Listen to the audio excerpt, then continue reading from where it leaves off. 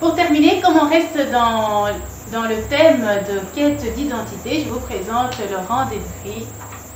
Oui. Laurence Debry, qui est en train de réaliser un documentaire justement sur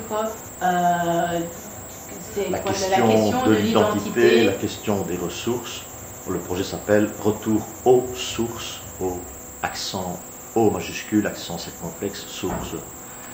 Source au pluriel, parce que je pense que chaque individu, chaque personne a non pas une seule source, mais plusieurs sources. Et donc, le jeune que je suis, Junior Higuet, 31 ans, il a été adopté à l'âge de 2 ans.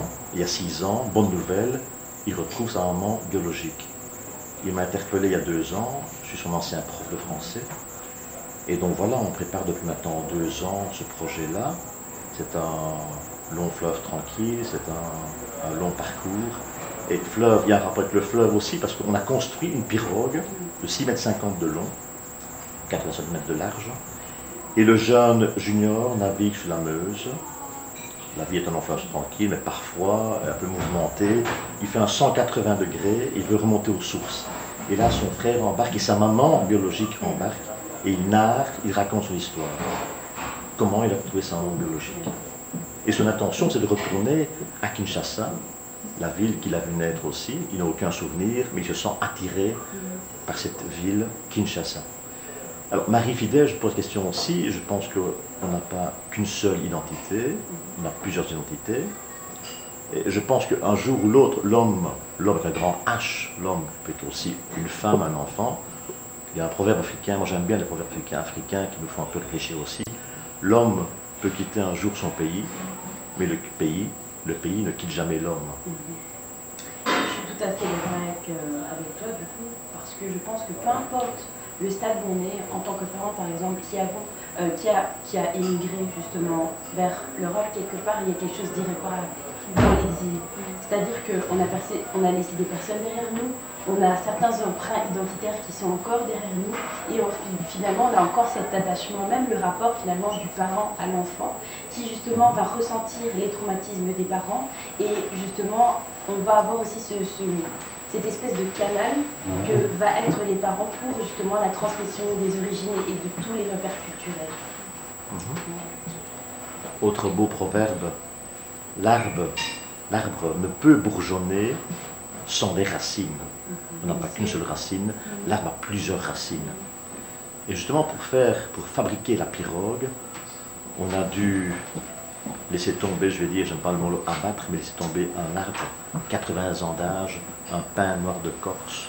On a laissé les racines, il y a une souche de 1 mètre de long, mais un bon tronc de plus de 30 mètres a été récupéré. Et dans les 30 mètres, on a pris 6,50 m pour faire la pirogue.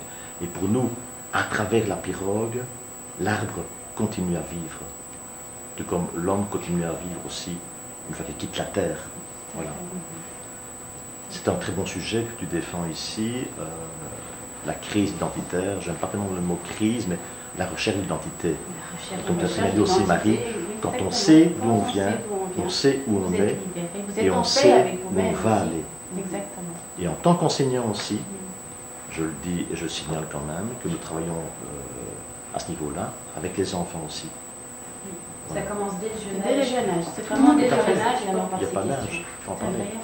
Pour accepter mieux l'autre. Et je redirai aussi aux élèves et au public qui nous écoute, voyager.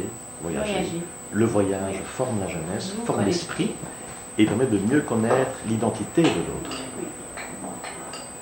Voilà, Junior n'est pas présent ici pour l'instant. Non, malheureusement, il n'a pas pu nous rejoindre aujourd'hui. Mais vous le verrez très prochainement. Voilà, nous aurons peut-être l'occasion en tout cas de pouvoir débattre avec lui. Il s'excuse de ne pas être là, mais bon, vraiment, il est avec nous en présence, en esprit. Merci Marie Mais pour l'invitation. Merci Marie Merci Fidèle. à vous, merci Laurence, merci Marie Fidèle, vraiment d'être venue ici pour en parler par rapport à ton travail. Merci du fond du cœur. Ça a été un plaisir. Et donc, dans ce cadre, il faut signaler, nous sommes ici à l'INSIA. Oui, nous sommes, voilà, je remercie maman Monique qui nous a accueillis dans son restaurant, magnifique restaurant ici à INSIA. On est sur rue de la Paix numéro 37, donc un bel établissement, c'est assez magnifique. Donc voilà, vous pouvez toujours passer de temps en temps ici, manger un petit bout, si vous voulez un peu vous dépayser un petit peu, manger africain. Mais voilà, vous êtes au bon endroit ici. Donc merci à tout le monde. Merci à vous qui me suivez sur ma page Marie T Coach, à vous qui me suivez également sur Instagram. Restons en contact, posez-moi toutes les questions que vous pourrez. Je serai très heureuse en tout cas d'y répondre. Et merci du fond du cœur. En tout cas, j'espère que nous aurons encore un long chemin à parcourir ensemble. À très bientôt. Et allez voir aussi notre page Facebook, Retour O majuscule, accent circonflexe, source. Page Facebook. On a un site internet aussi, retourauxsources.art. Voilà, nous sommes aussi à l'écoute de vos questions, d'interpellations, vos suggestions. Voilà. Je suis aussi sur Instagram. Ah oui, d'accord. Marie-Fidèle aussi. Comment on peut vous rejoindre? Marie-Fidèle. Et en parallèle de mes études, j'ai créé mon propre événement ici à l'université qui s'appelle Déo et Débat. Et donc, si vous rejoignez mon Instagram, vous allez avoir aussi la connexion vers ma page professionnelle. Donc voilà. En tout cas, merci et prenez soin de vous. À très bientôt. Dernière chose. Ah non, on arrête là. Sinon, encore une fois. Excellent. Oh, ben merci, vous êtes adorable.